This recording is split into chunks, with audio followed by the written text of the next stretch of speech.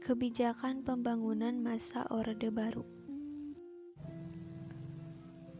Kebijakan pembangunan Orde Baru yaitu suatu rangkaian atau upaya pembangunan yang berkesinambungan yang meliputi seluruh kehidupan masyarakat, bangsa, dan negara.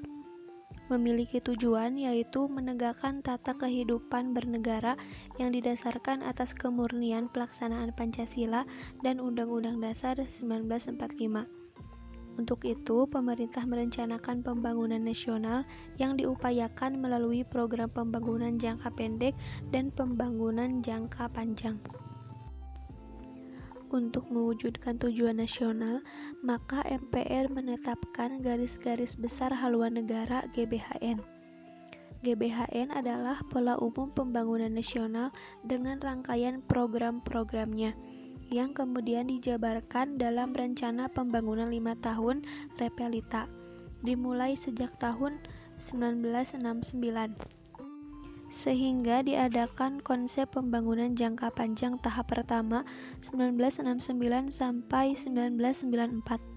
Konsep ini berhasil memajukan segenap aspek kehidupan dan telah meletakkan landasan yang cukup kuat untuk memasuki pembangunan jangka panjang tahap kedua tahun 1995 sampai 2020.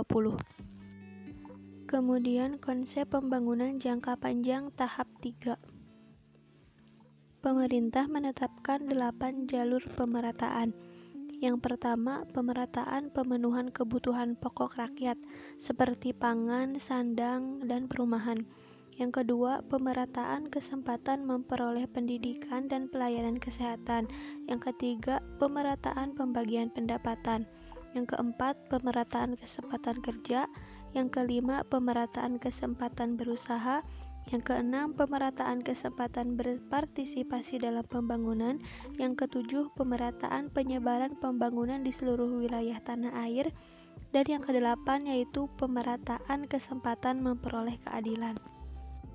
Selanjutnya bidang pembangunan.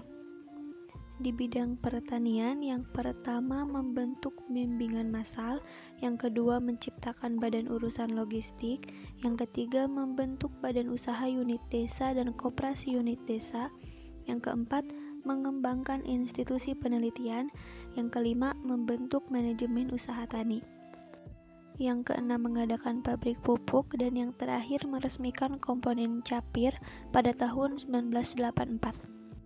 Kemudian di bidang pendidikan, yang pertama membangun 6.000 gedung SD, yang kedua mengadakan program wajib belajar, yang ketiga mengadakan bantuan terhadap anak kurang mampu, yang keempat membentuk kelompok belajar untuk penuntasan buta huruf.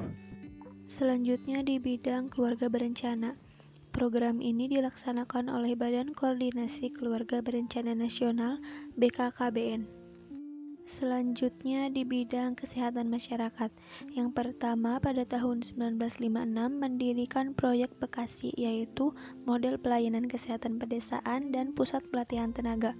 Yang kedua mendirikan health center di 8 lokasi. Yang ketiga pada tahun 1984 mengembangkan posyandu. Mungkin cukup sekian, semoga bermanfaat. Terima kasih.